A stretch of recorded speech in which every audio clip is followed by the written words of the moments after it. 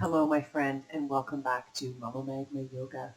My name is Tamu, and I'm here with your energy of the month for November 2021. Thank you for being here. It's a pleasure to see you. This month, we're going to be looking at how to protect your bliss. So we've entered into Scorpio season, and that means that there's going to be a lot of stuff bubbling up, perhaps a lot of stuff we don't want to be looking at. We're going to be dealing with some shadow work. So there's going to be a lot of stuff rising up in us during this month that we're going to need to lean into and face if we want to find our way forward, basically. So in order to do that, we do need to, quote unquote, protect our bliss. And by that, I mean that we need to protect the space, the connection within ourselves that we have to source, to that inner silence, to that ruminating, beautiful space within where we can be truly and wholly ourselves without having to have a mask on, without having to pretend, without having to be in denial of who we are. So this month, I invite you to set boundaries, number one. So we've got a few points we're going to go through here.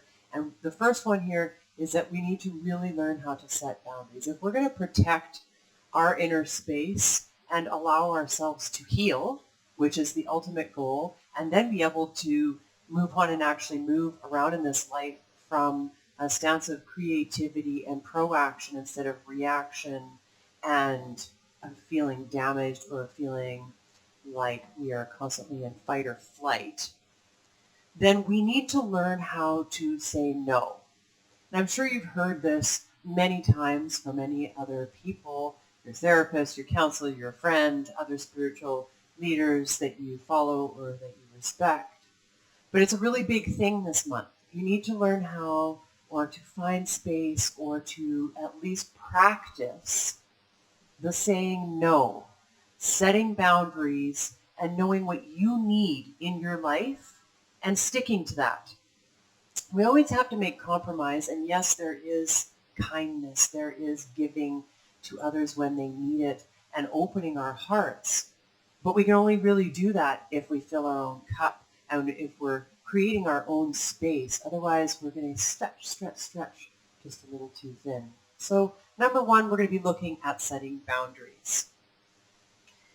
Number two, big one, is creating space in our lives to allow sorrow to move, to allow ourselves to feel sorrow, anger, pain. These emotions, when they rise up, they are a signal to us. They're letting us know that we're needing to process something, that we're needing to face something and look at something, that the body is telling us, it's giving us signals. The energetic body is sending us signals. And we need to let our brain hear that. We need to inform our brain that it's safe to allow those things to move. Otherwise, the brain is going to categorize, it's going to try to shut down, it's going to try to make us safe. So we need to create that safety first in order to allow those things to truly move. So I highly recommend that you find a space outside that you like to go to, a space in nature, or that you even like, and it's unpredictable because these things are going to rise up and you're going to be slammed. You're going to be sent sideways by them when they come up. They're not going to be able, you're not going to say, okay, Friday. Well, in some cases you can create the space, but it's not like you're going to know when all of a sudden something from your past is going to blindside you and it's going to make you want to break down. It's going to make you feel like shit. It's going to make you want to scream. It's going to make you feel like your whole world is falling apart. So how do we create space for that? Well, part of that is setting boundaries, right? But also part of that is knowing where your safe space is and going there. It's giving the body signals. If you're at work and all of a sudden you're wanting to scream, you're wanting to cry, stuff is bubbling up, brain is not being able to process what's happening, but there's a huge amount of emotion moving, and you're short with other people, you can't get your work done, you can't focus. Practice some breathing exercises, taking long inhales, long exhales, calming your nervous system, and then letting your brain know, I am going to create space for this, letting your body know so that your brain can deal with it rather. Letting your body and those emotions know, I'm going to create space for this later.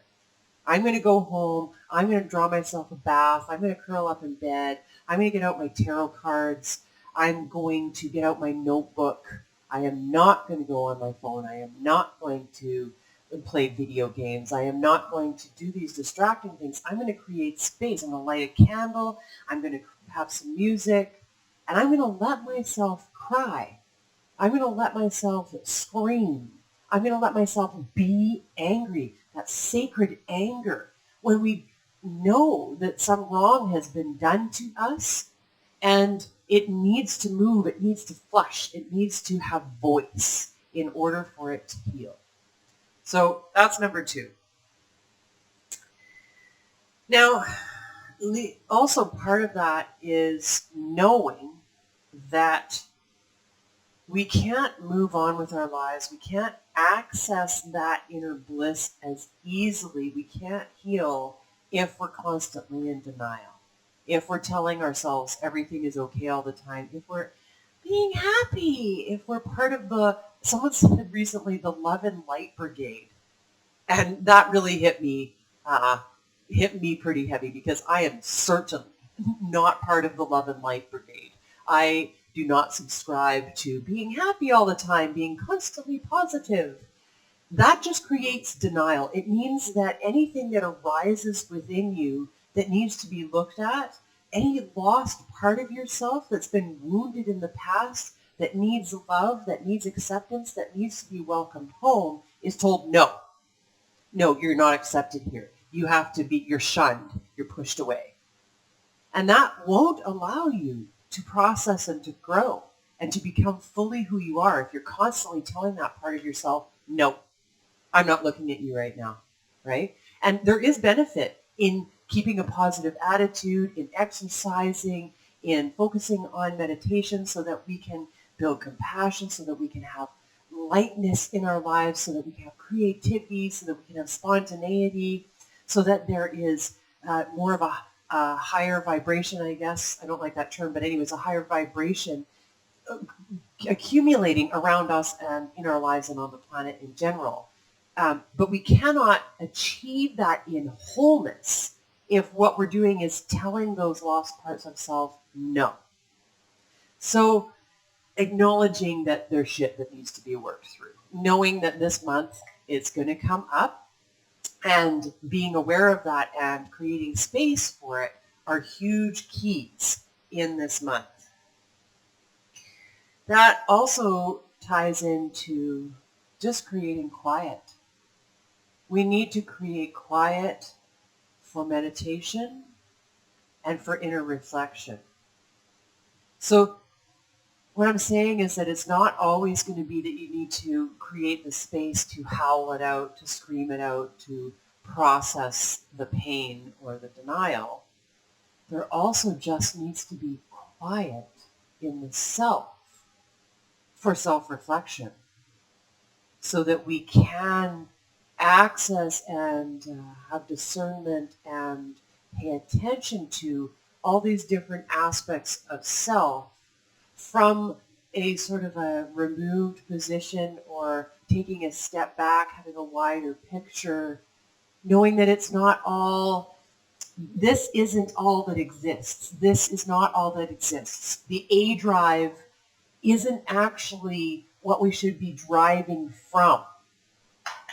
The C drive, the guts, the core, your core self, your connection to source is where we should be navigating from and creating time and space to reflect on that and allow new knowing to bubble up inside. And then last but not least is self-care in general. What are you doing for yourself? Are you making sure that you're eating breakfast, lunch, and dinner? Are you drinking your water? Are you going for walks? Are you doing those special little things for yourself that bring you joy, that bring you inner bliss? Is it making sure that you've got your favorite chocolate a couple times a week?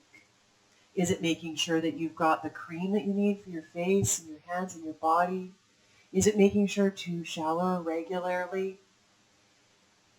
All of those things really matter so that we can fill our cup. It's not a dirty word. Self-care is not a dirty word, or it should not be. And that is starting to shift in our society, but it still is really hard for some people to grasp, to really own and feel good about, and not feel like they're being selfish. My husband, for example, is not good at self-care. He constantly needs to be reminded, honey, you need to eat something during the day. You need to drink water. You need to rest. You don't have to always be go, go, go, go, go. You're depleting yourself in doing that. And he's someone who hurts himself. So he doesn't necessarily get short-tempered or create weird dynamics between him and I, and then we get in a fight. That doesn't happen. No, no, no. All of a sudden it's, honey, I drove a nail through my paw. Or I, chipped a tooth, or I broke my arm or something. And that's what energy does. If we don't allow ourselves time for self-care, to take care of us, to take care of the heart, to take care of the mind, to take care of the soul, to take care of the body, then Source is going to say, motherfucker, you got to look at that. And I'm going to make you look at that. And it's going to slam you down somehow so that you're forced to rest. You'll get sick. You might be in an accident. You might lose your job. Something is going to happen to tell you, stop, stop, stop, stop. And take care of yourself. Love yourself so that you have the energy to give back to others.